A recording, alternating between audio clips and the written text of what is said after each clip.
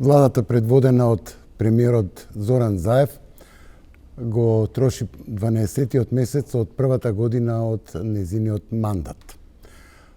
Една година, период доволен за анализа, дали од она што ветува остварија и колку остварија, дали сме на патот на реформите, дали Македонија може, како што ветува, да биде едно општество за сите, дали во првава година барем се наслутува дека ќе дојде живот за сите. Има од оваа прва година и песимизам, но еве во овие 40 на минути во вечерашниот брифинг со моите гости, односно мои и ваши брифери, комуникологот и аналитичар Петар Арсовски. Петар, добро вечер. Добро вечер. И аналитичарот Алберт Муслио. Алберт, здраво. Здраво. Еве, јас најавив, значи на 1 јуни се навршува една година од владењето на кабинетот на премиерот Зоран Заев.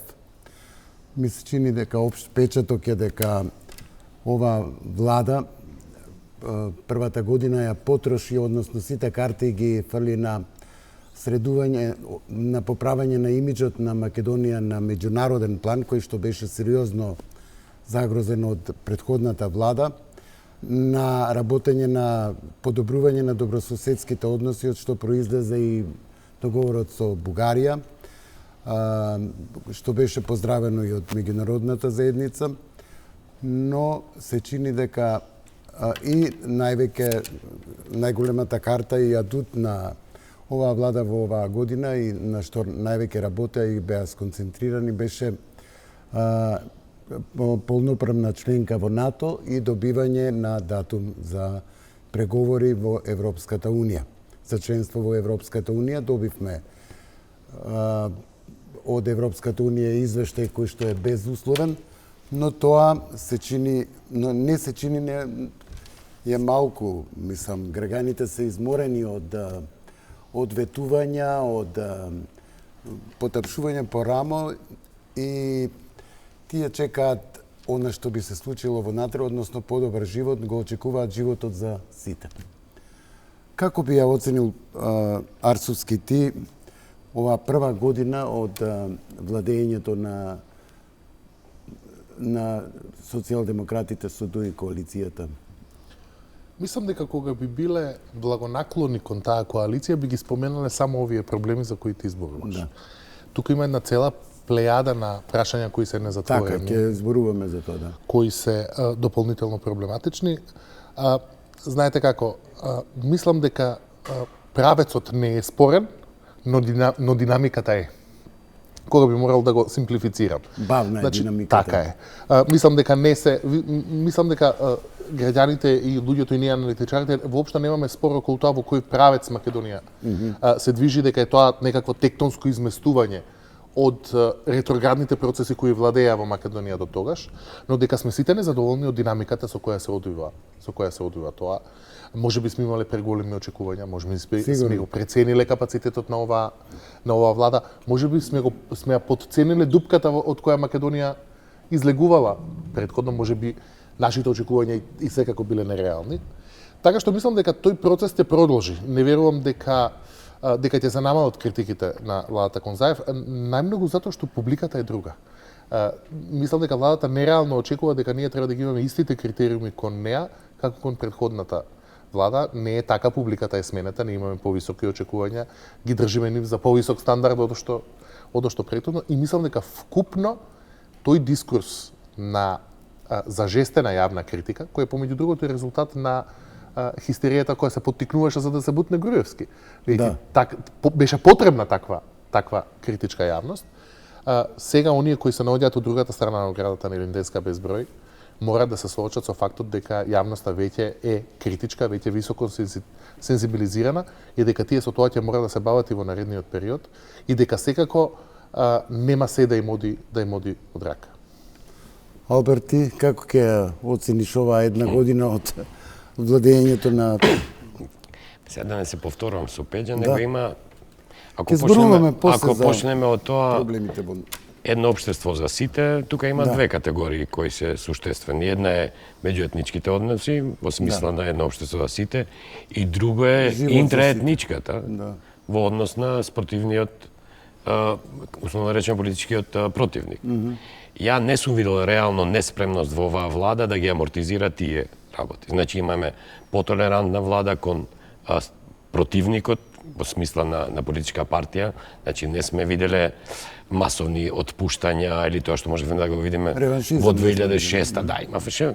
Значи со една одлука на влада во тоа време 1000 и нешто вработување се поставија. Дали е тоа поради повисоката свест за тоа што сака ова влада да представува, дали е тоа поради законските лавиринти кои се сега поприсатни и во смисла на наменување и на вработените во администрацијата и нивното и хоризонтално и вертикално распределување, но факт е тоа дека нема некој потенциран реваншизам кој може на граѓаните да им боде во очи. Не е реваншизам тоа што се случува во правосудството. Тоа е повикување на одговорност. Реваншизам е тектонски промени во администрацијата и во сите тие кои се буџетски корисници. Значи, тој дел е апсолвиран дека во добар правец се движи.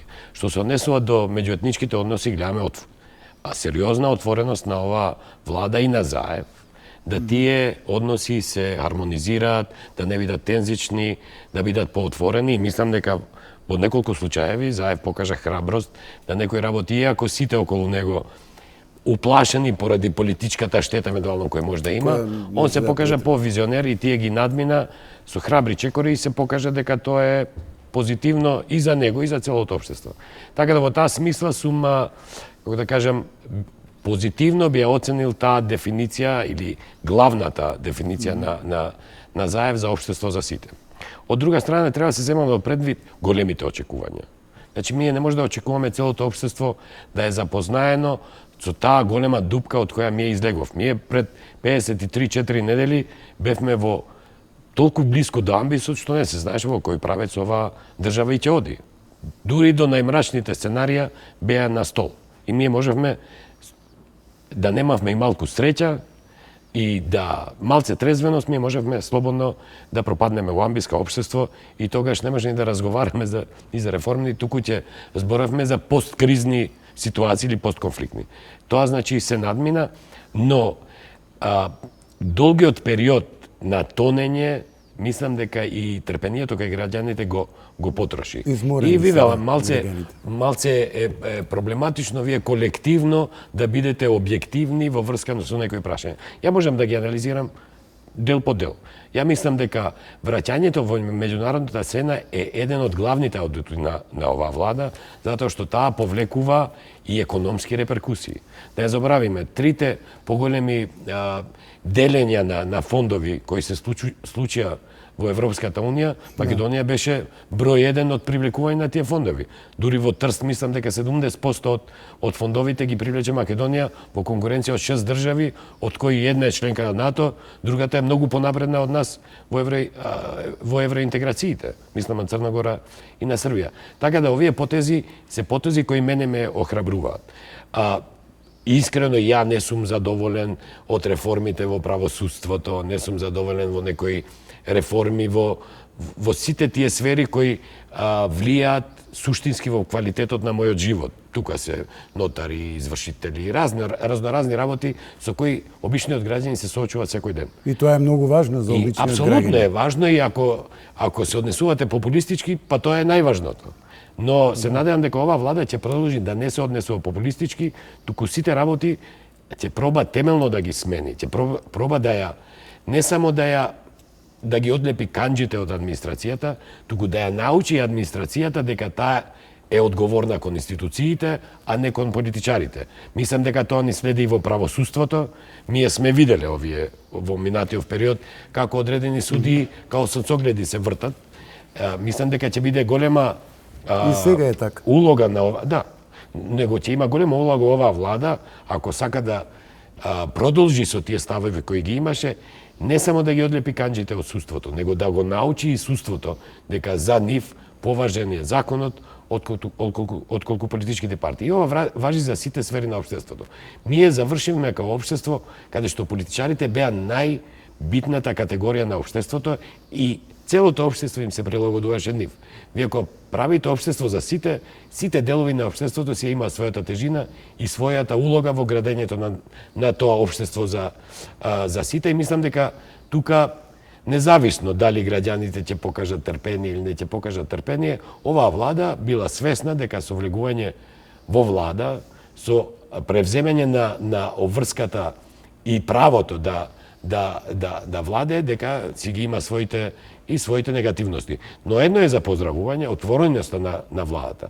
При секое општествено реагирање, за било што, или за јавно трошење, или за неадекватно однесување на политичари, па дури и за кадровски решенија, владата покажа сенс дека тие го слушаат тоа мислење и врз тоа реагираат. Ја не мислам дека све идеално, има тука многу утки, многу спори реакции и мислам дека тоа и Заев искрено и го призна дека има во владата и членови кои не дораснале на обврската која има. Но ако тоа само остане на негов став, а не го покаже и при евентуалното реконструирање, тоа само ќе биде политичка флоскула. Ако ги смени тие луѓе и даде поголема динамика на влада, значи оваа влада не може да се однесува како сите влади пред неизе. Ние сме реално и во економска, и во политичка, и во институционална криза, имавме криза и со соседите, и оваа влада треба да покаже малце поеќе динамика и поеќе иницијатива. И мислам дека граѓаните ќе знаат тоа да го препознаат. Алберт, ја загатна еве реконструкцијата. Петар Арсовски, реков е и комуниколог, добро ги познава тие пиар стратегии. Оваа реконструкција ја загатна премиерот Заев во јавноста и ја врти едно 3-4 месеци најмалку. Што мислиш, дали е тоа негова спин или стратегија да одвлекува внимание од... Мислам дека е Бидејќи тој е главниот, еднаш ќе каже една изјава, па после ќе каже друга, па овој викенд, па следниот викенд, па третиот викенд. Почна со тоа дека има министри што не си работата добро, има и заменици и директори, се тоа ќе биде прочешлано и па сега испадна дека можеби само заменици и така. Мислам дека е малку поширок одговорот на ова прашање. Мислам дека оваа влада во нејзината стратегија за комуникација со јавноста се води малку повеќе од потребата за транспарентност, а малку помалку од стратешко комуницирање. Голем дел од луѓето кои ги обмислуваат стратешките комуникации на владата во моментот доаѓаат од невладиниот сектор и тие по својата природа се насочени повеќе кон транспарентност, желбата да бидете целосно отворени, да го одговорите секое прашање, искрено да кажете кој министер ја работи својата работа, не ја работи, дали размислувате за реконструкција, да објавите кој министер колку троши за кафе и така натаму и така натаму.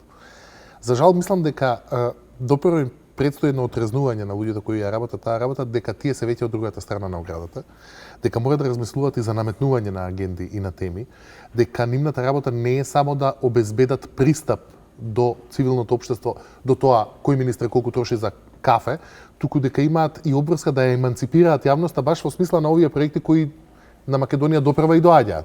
Во смисла на овој клучен пробив за името, во смисла на да се задржи овој пробив меѓуетнички кој сме го направиле со интраетничкото гласање, извинете, и така натаму и така натаму. И мислам дека тоа што Заев толку отворено зборува за размислувањето за реконструкцијата, тоа што толку пати го повторува и така натаму, дека човекот едноставно што на ум тоа на друм. Дека едноставно дека ние имаме така, дека ние имаме увид во еволуцијата на неговата мисла, условно речено. На крајот тоа ги подига очекувањата многу повеќе. Ние реално јавноста очекува дека реконструкцијата на владата ќе биде некаков тектонски земјотрес во владата. Може да излезе дека е тоа само пополнување на парламентарното мнозинство и дека промените кои ги очекуваме се помали, ќе се случат помали промени од што сите очекуваат. И тоа не наврете на клучниот проблем на оваа влада. Како што рековме, владата, правецот во кој се движи Македонија не е спорен. И не е спорна тежината со која владата се соочува и не е спорно дека тие заради тоа ја заслужуваат се уште јавната поддршка. Веќе се соочуваат со комплициран проект, ова е најголем пробив што Македонија може да го направи и така натаму. Прашањето е дали Заев и владата ќе успеат да испорачаат доволно резултати пред јавното трпение да се потроши.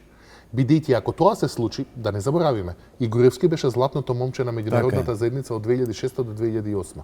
И тоа не е доволно, да. Така е, сите врати му беа отворени, беше поздравуван како лидер во реформите, како лидер, и тој не успеа да испорача доволно демократски пробив додека не се потроши трпението и се судри со една можност, се судри во Букурешт со еден пресек во кој свати дека тој правец кон Европската унија и кон НАТО не може брзо да го испорача.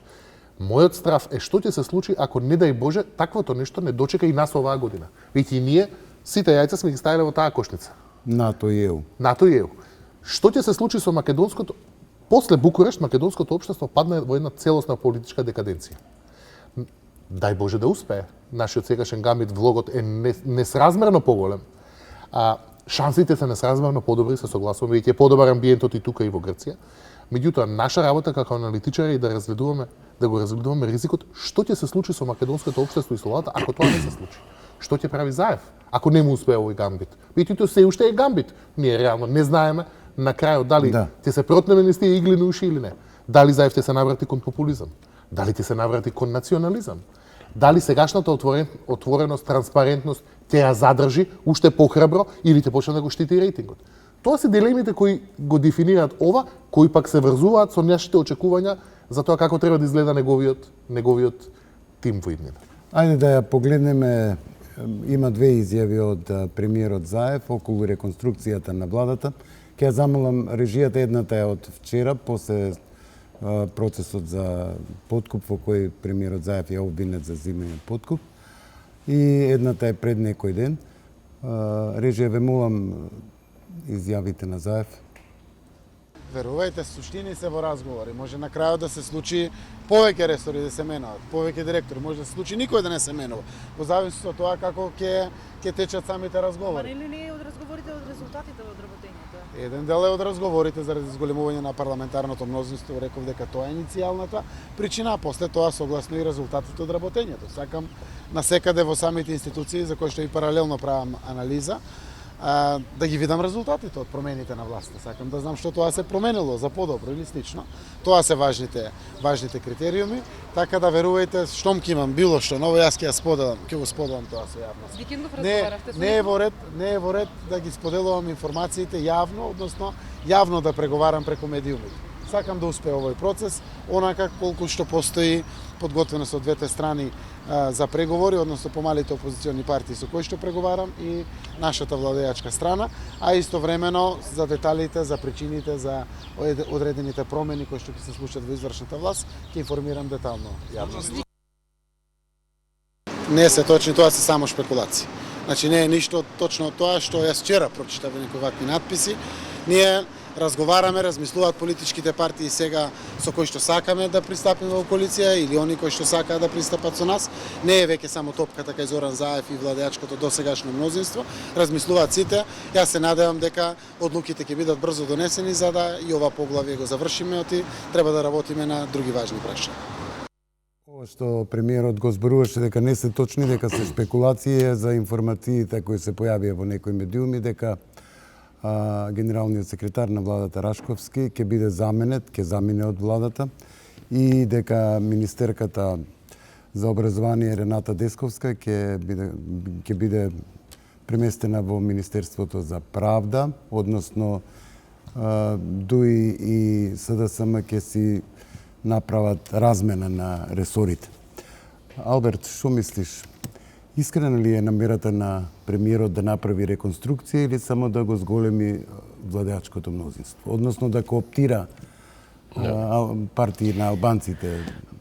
Прво мислам дека неговите стави за реконструкција треба ги поделиме на два дела. Едниот е за внатре-партиска употреба, тоа е делот во кој укажуваше Заев дека има во владата. Да ги искара во СДСМ, да ги опомене. И да ги искара и да ги опомене да го забрзаат темпото на промени, пошто што рече Пеѓа, ќе дојде моментот кога тој во името на владата и на сите владини членови ќе треба да дава отчет пред граѓаните.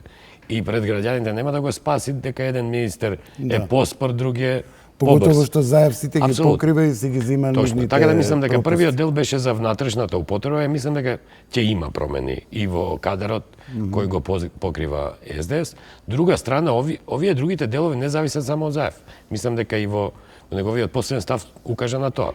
Дека преговараат, дури со три партии, тој процес не е баш толку некомплексен.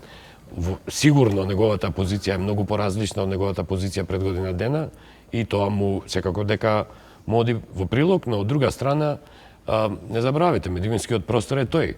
Можеби дел од шпекулациите се дели од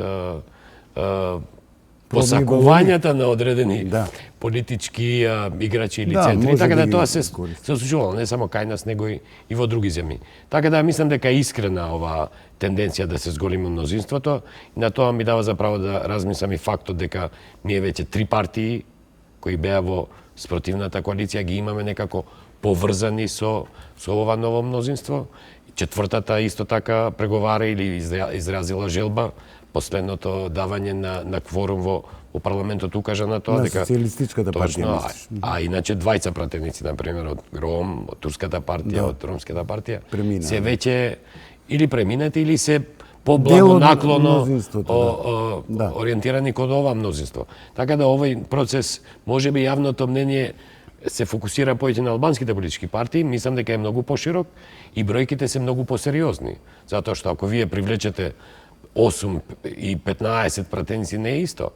Така да таа ви даа комоција да може евентуално да размислувате и за двотретинско мнозинство, затоа што бројките не се толку драматично различни ако се зголеми мнозинството со двотретинското мнозинство. Значи, финесите се многу мали. Така да мислам дека оваа иницијатива свесно Заев ја води релативно со информации во јавноста, затоа што така преговори се водат, не се водат преговори преку медиуми, и од друга страна, мислам дека не е целта само да се привлечат албанските партии, туку да се зголеми сериозно мнозинството. И тоа мнозинство, ако овој процес заврши брзо, тоа ќе биде сериозно зголемено. Значи, ќе биде број над 74-5 пратеници, која е сериозна бројка во парламентот 120 пратеници.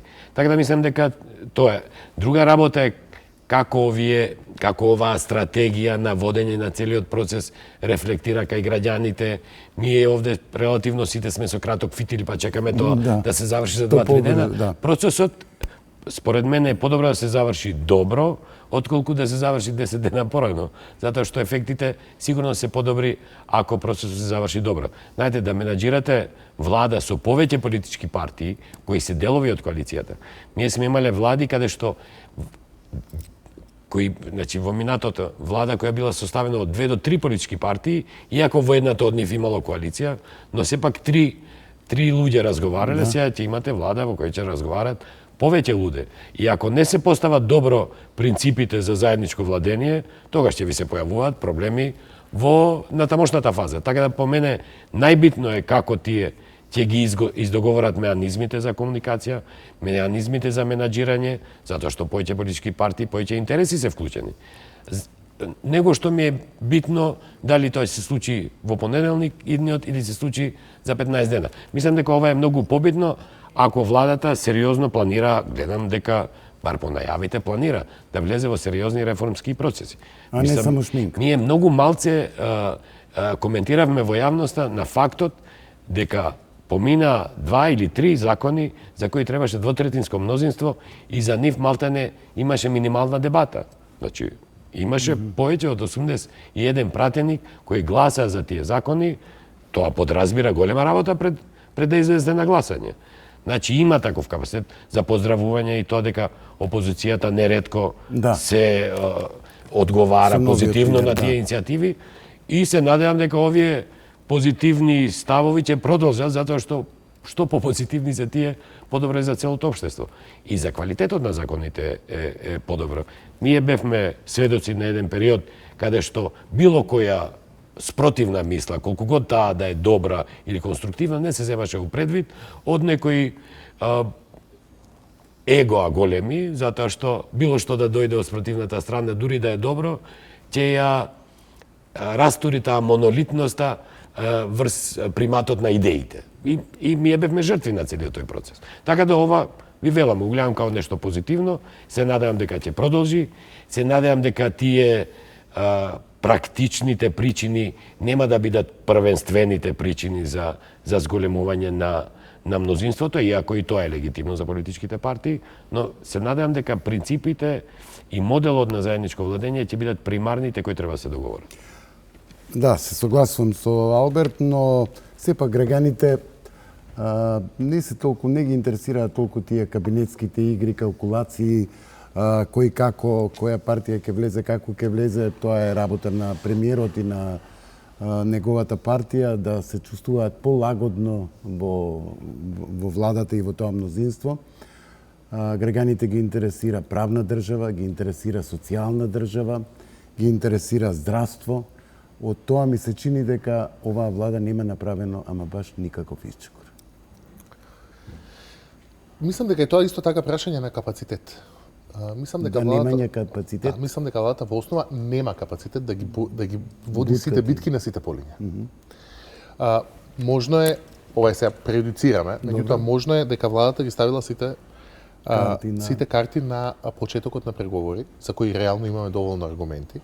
Имајте предвид дека преговорите за влез во Европска унија се најголемиот ремонт на општеството кој постои.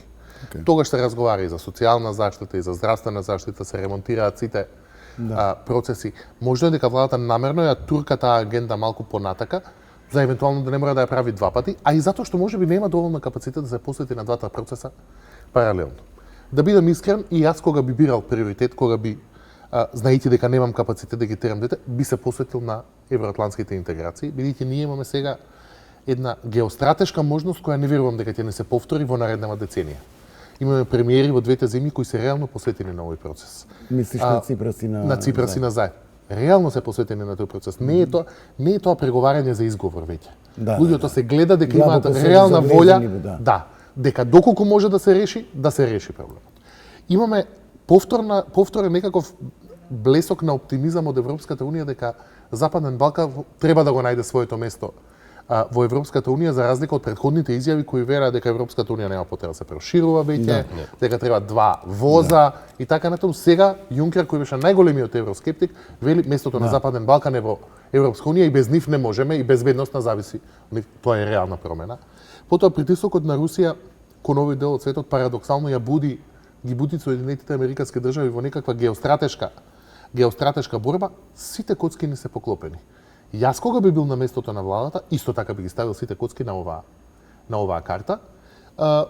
Сега ние, знаете како, може би бараме малку влакно во јајце, може би на вистина ова е некаков приоритет на кој Заев треба да се посвети. Тој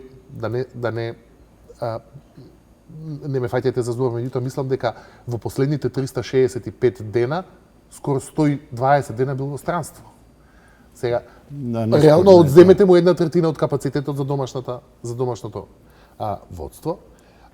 Тоа е едно. И второ, точно е дека јавноста е покритички расположена кон оваа влада, одошто кон претходната. И треба да биде, се разбира се. Нас ние работа, ние ја доживуваме нашата работа, како да го држиме Заев на штрек постојано, за да не се опушти во последните 100 метри од ова финале. Оти се попаривме од претходните, точно е. И некако така се однесуваме кон оваа влада. Реалноста е малку различна. Пренагласен е ризикот за СДСМ во овој момент. Во овој момент политичката поставеност е следна. Има една пазарна корекција после еуфоријата на изборот на СДСМ надолна, и кај албанскиот дел од електоратот, и кај македонскиот дел од електоратот. Значи, еуфоријата која владееше во изборот на СДСМ, особено помеѓу парламентарните и локалните изборите, каде таа еуфорија доживеа пик, доживува сега една пазарна корекција, но кога ќе се стабилизира, повторно СДСМ ќе се стабилизира со стратешка предност над ВМРО, ДПМН, и таа за да се смени тој сооднос, ќе треба некаква тектонска промена да се случи. Или ВМРО ДПМН да се ребрендира целосно, или на СДСМ монументално да му пропадне оваа стратегија со евроатлантските интеграции. Не се тие загрозени во таа смисла, сега баш итно. Така што мислам дека имаат уште простор за маневр и имаат уште политички капитал да ги спроведат овие реформи за кои разговараме, но се разбира, тоа не значи дека ние не треба да им дишаме во врат. Затоа што оставени сами на себе, се разбира, тие како и секоја друга влада ќе се опуштат и ќе го стават популизмот и сопствената агенда пред тешките и болни реформи кои им стојат на задача. Што мислиш, дали е Заев популист? Јас мислам дека е Има дел популизам. Има една, знаете како, јас го доживувам на еден малку поразличен начин. Јас го доживувам човекот како да е претерано искрен. Јас мислам дека ние гледаме што и тој мисли секој ден. Па и ако му се смени мислењето секој ден, и во тоа е конзистентен, Да. морам да признам дека малку ме нервира неговиот зен оптимизам постојано. Се ние вриштиме овде човек се распаѓа регионов отиде во Бајвок, онде уживајте другарче, се ќе биде како што те. Морам да признам дека тој негов зен оптимизам помалку ме нервира, како нас можеби не плаши дека тој не ги сваќа доволно сериозно предизвиците. Меѓутоа морам да признам дека човекот во стратешка смисла испорача се што требаше да испорача. Ние сме 54 недели што вели Алберт од ситуација во која не знаевме дали Македонија ќе биде во војна. Дали ќе имаме Дали ќе имаме вонредна состојба, утепани пратеници во собрание, убиен лидер на една од албанските партии. Од тога за една година, без малку неколку дена пред 27 април, се поминати, ние разговараме за полноправно членство во НАТО, почеток на преговори во Европска унија. Значи, зен оптимизам, не зен оптимизам, да не го цитирам овој Иванов, бидејќи не ми се допаѓа неговиот политички ритм, меѓутоа изгледа шашава, ама делува. Во таа смисла, така го доживувам Заев. Немаме ние однос кон тој нов јазик на политиката во кој тој е близок со сите, оптимизам кон сите шири и така натаму. Да, се кажува дека по 5000 дневно пораки добива, па одговара. Меѓутоа во стратешка смисла таква забелешка немам. Како комуниколог, не ти пречи ли, не е ли преинтензивно неговото појавување на екраните, давање на интервјуа, давање на изјави, просто човекот како да излегува од фрижидер? Така е. И излегува од фрижидер. Јас мислам дека тоа ќе му се врати на еден лош начин. Дека тоа свесно го прави или? Мислам дека донеле стратешка одлука дека тој ќе инсистира на транспарентност. Ти кажав дека мислам дека во агендата на PR тимот на Заев во моментот пред стратешката комуникација доминира потребата за транспарентност заради нивниот бекграунд. Вие имавте ние имавме парадоксална ситуација, новинари штрикуваат против министерот за медиуми, министерот за медиуми отиде, се огрна и застана со нив да штрикува. Малку ги измешале улогите во таа смисла. Него му е работа да го спроведе тоа за кое новинарите протестираат, а не да протестира заедно со нив. Меѓутоа, знаете, ние сме во една постреволуционерна ситуација. Не верувам дека некој така им забележувал на партизаните 46-47. Мислам дека за тоа треба да имаме стратешко разбирање и мислам дека многу брзо PR тимот на Заев и неговата PR стратегија ќе се стабилизира на едно дозирано појавување. Он е сега се уште во фаза во која нагласено сака да покаже дека самиот себе си е PR. Точно е, и тој сака да контролираат. Па знаете како, јас сум работел со неколку премиери во Македонија, не можете вие таков човек да контролирате целосно. Тоа е невозможно. Бидејќи тој има аура поголема него неговите советници и неговиот збор повеќе, и тој има, се разбира, сопствена политичка проценка. Меѓутоа мислам дека во оваа фаза тој сака нагласено да покаже дека е достапен. Затоа што сака да направи стратешка разлика од неговите претходници, кои се уште живеат во некаков зачаурен свет. Дури и сега новото раководство на ВМРО-ДПМН изгледа вештачки во тие јавни настапи и он морам да признам дека изгледа поприродно. Дури со целата негова трапавост, условно речено. Така што во таа смисла не мислам дека му е тоа лоша комуникацијска стратегија, само што мислам дека ќе го чини. Ќе го чини јавна скрутина во смисла на тоа дека ние ќе ги ловиме неговите варијации во изјавите. Ако е спремен таа цена, неговите гафови, ако е спремен таа цена да ја плати, ќе живееме со неговиот оптимизам. Алберт, ја ужива ли поддршката оваа влада кај албанскиот електорат? Еве сега Беса ќе влегува едно крило, две крила, па ДПА се проширува мнозинството.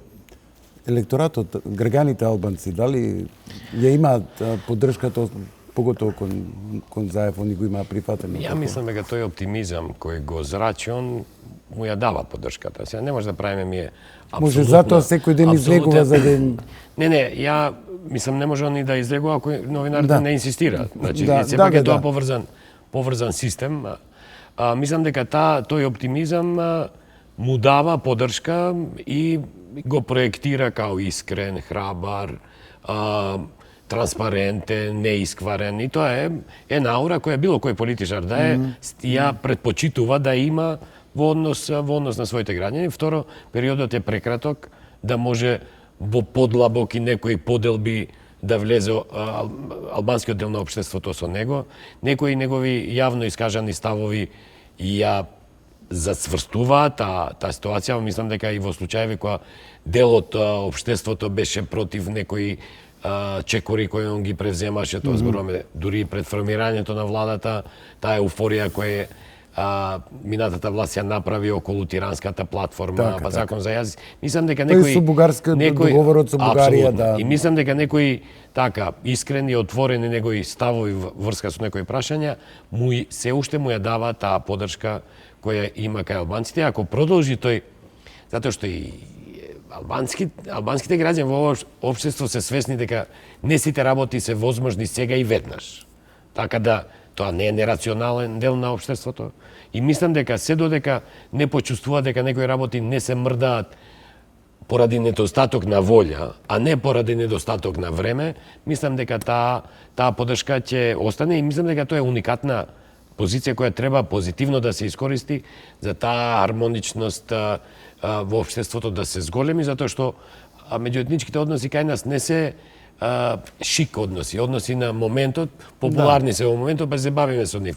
Ние сме соочени со таа мултиетничка реалност во Македонија и било која влада ќе треба константно со тоа прашање да се бави и да го негува. Да ја забораваме дека 2006 ВМРО кога дојде на власт се концентрираше на економските прашања, дури имаше изјави дека со меѓуетничките односи нема да се бавиме ние.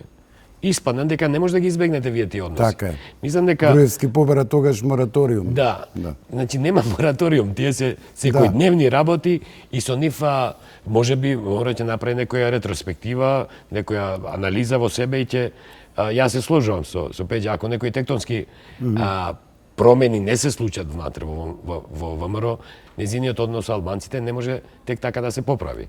Ако не ја помине таа травматична фаза која СДС ја помина во декември 2016, конкурентноста коалицијска на ВМРО нема да се зголеми. Така да на ВМРО му престојуваат сериозни внатрешни промени и одлепување од одреден начин на владење за да може во сцената политичка да биде поконкурентна и да го ризикува позицијата на СДС и мислам дека они се свесни за тоа.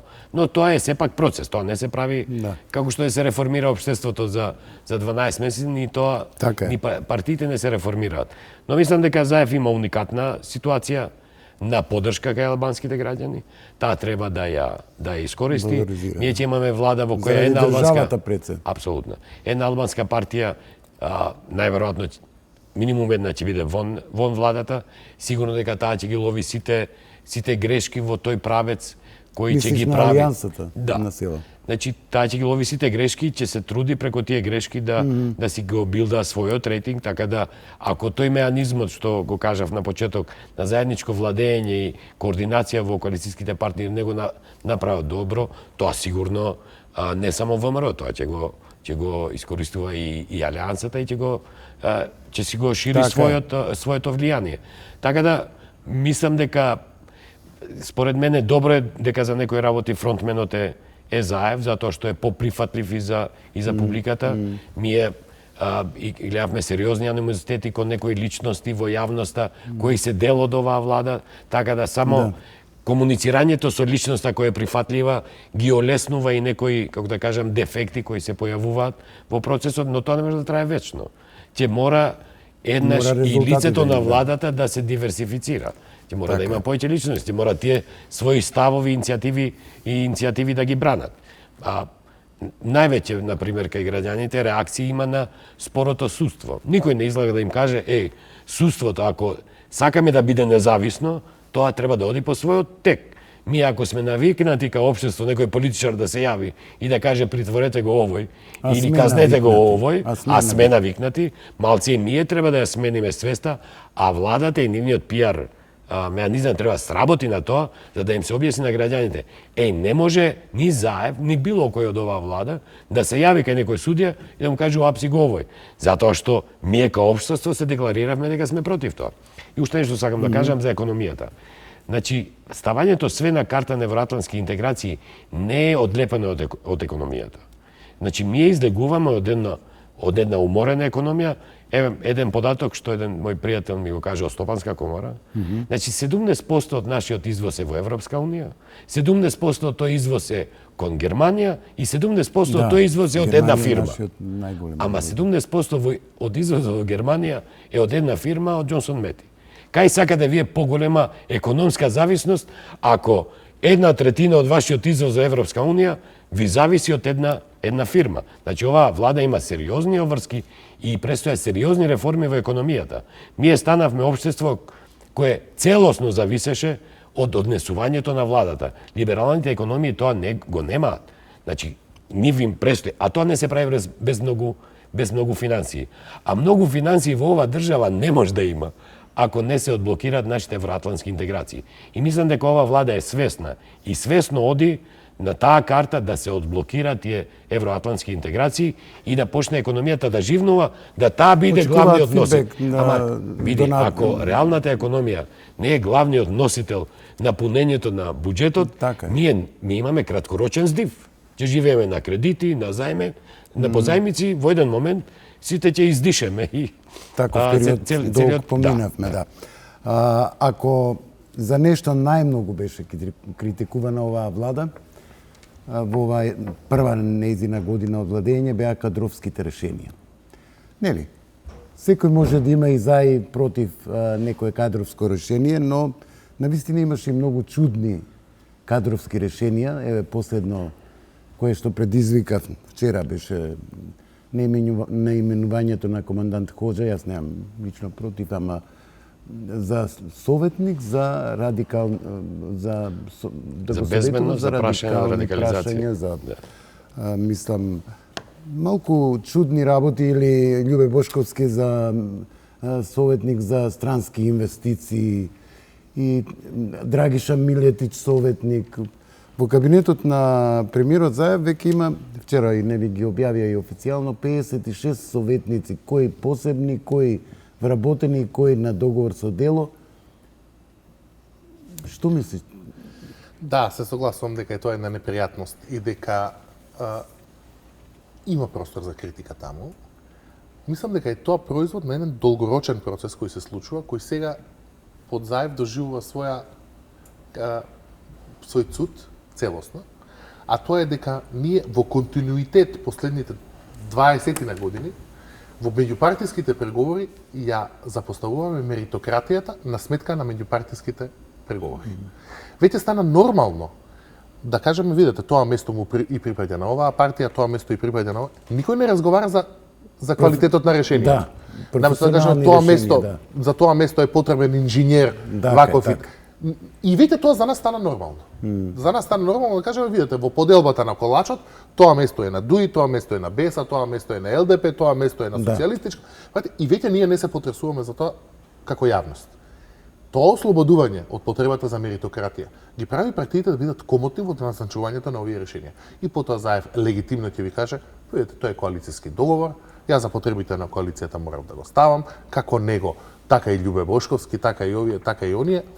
И тоа е цената што ја плаќа нашата јавност, што била анестетизирана толку долго време. Ама сега, зашто му се, извини, зашто му се на толку советници, тогаш не му требаат министри?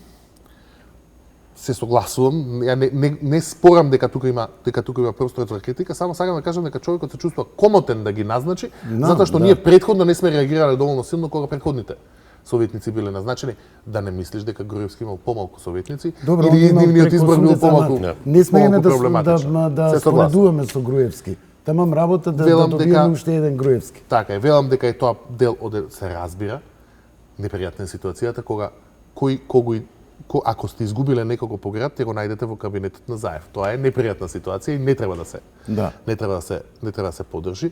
На крајот на краиштата, јас мислам дека ако толку немаат што да прават тие луѓе, Заев може да им најде место во своите бизнеси. Не мора баш, ако толку им должи, може он да ги плати, не мора баш ние да ги платиме. Му рече, работи. Тоа е некаков аргумент кој има што да се каже. Меѓутоа сакам да кажам дека не е само Заев е зенитот на тој процес. Ама нели на тој начин се потценува и јавноста? Се согласувам, се потценува и тоа е нешто за кое треба да искритикуваме и велам. И иритира. Иритира, се согласувам, не е ништо спорно. Мислам дека ние тука се бориме со условно речено медениот месец на Заев до разјаснувањето на евроатлантските интеграции.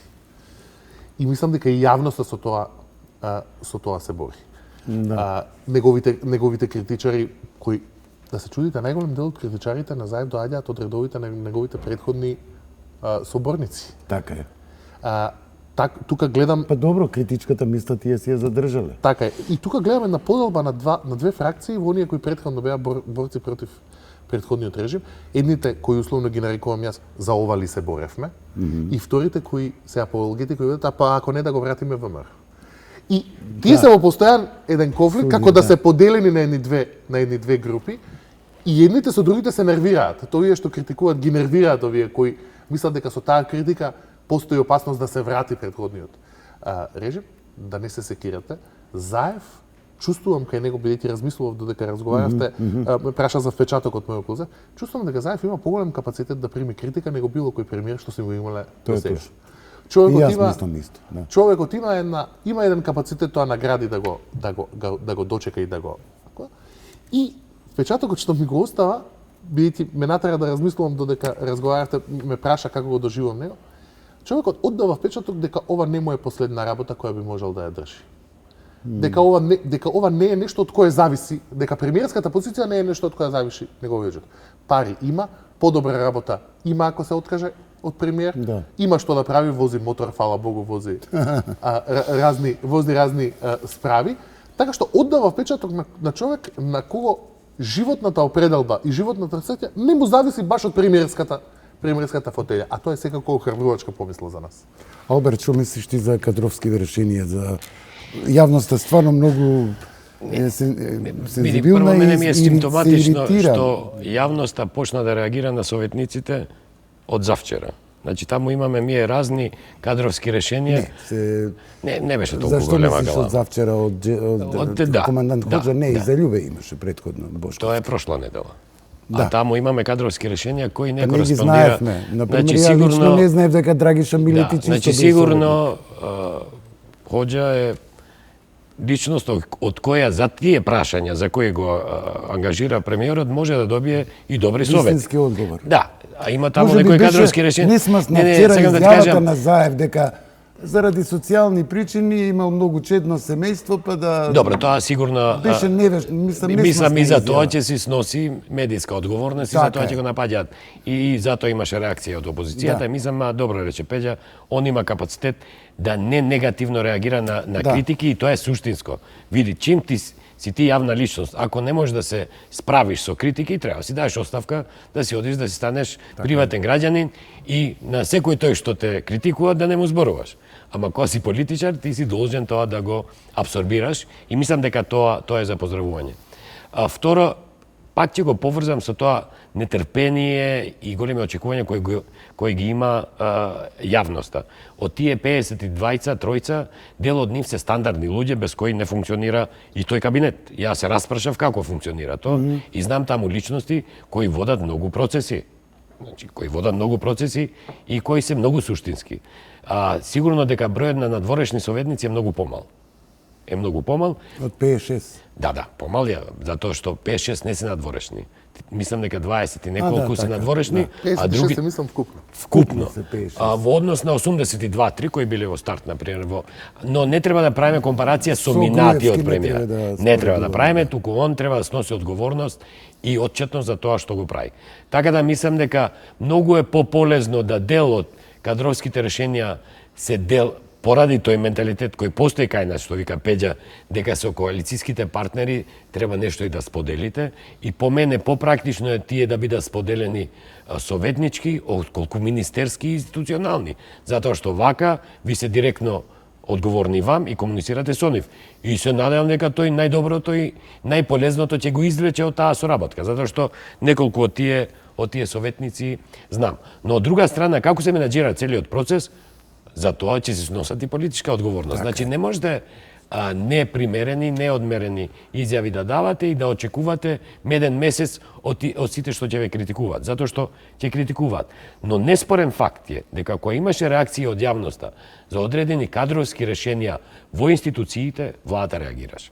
Реагираше, се повлекуваше со промени, со смени, и тоа е за поздравување, но за поздравување и јавноста што е критичка кон тие прашања, за да не влеземе пак во истата летаргија, пошто нам може брзо да ни се случи, затоа што сме навикнале, да замижиме пред некои случувања и тоа да стане дел од секојдневието и со тоа да и даеме комоција на владата да се однесува како што сака. А ние од тоа едва и се извлековме. Видите, некои кадровски решенија на кои ние сега реагираме и блискоста на некои луѓе во минатата влада се неспоредиви. Но тоа не значи дека ова треба да се амнестира поради таквото однесување на минатата влада. Ја мислам дека синтагмата што не знам која искористи е добра, не се од шеќер да се стопат ако ги критикуваме, не се плашиме од треба критика и за нив е полезно тоа. Мислам дека и они покажуваат некаков капацитет дека тоа не им пречи. Што е право, гледаме на малку различен пристап кај заев, бидејќи се уште разговараме за советниците. Ако се подсетиме на времето на Груевски парадираше со некакви советници донесени од странство, донесени некакви гастарбајтери со некакви странски презимиња, со некакви специјални називи, со некакво било какво портфолио. Воведе еден механизам во кој во Македонија стана предност да немаш CV. Значи нови, условно речено бројлери, во кој де факто стана предност во Македонија да немаш искуство и да немаш CV, како тоа да е некаква кој знае каква предност, јас безогледно. Така што мислам дека треба да му се даде на Заев шанса да видиме овие советници дали нешто ќе се работат, но истовремено мислам дека главниот предизвик за него е да покаже дека тие ќе работат својата работа. Јавноста е изнервирана од можноста дека тој ќе ги вдоми, а тие ќе седат дома во папучи. Тоа е тоа што најмногу ја нервира јавноста, особено кај Хоџа, Љубе Бошковски и така. Мислам дека главниот предизвик за Заев, ако сакате и комуниколошки, е да ги покаже советниците во некаква работна задача. Да видиме дека и покрај тоа што тој можеби направил некаков компромис пред нивното именување, нема намера да ги штеди кога ќе работат својата работа. Ако тоа го направи, мислам дека именувањата ќе му ги прости. Господа, еве полека минутите за овој брифинг на фреквенцијата на 1 ТВ привршува. Да се надеваме дека таа фамозна реконструкција наскоро ќе се случи. Моите последни информации, ама не се кладам се дека идната недела ќе било нешто финиширано, ќе видиме. На крај крајва и не е толку битна реконструкцијата, туку што после тоа владата и како ќе работи. Петар и Алберт, ви благодарам за присуството и вам, почитувани гледачи, имајте пријатна вечер.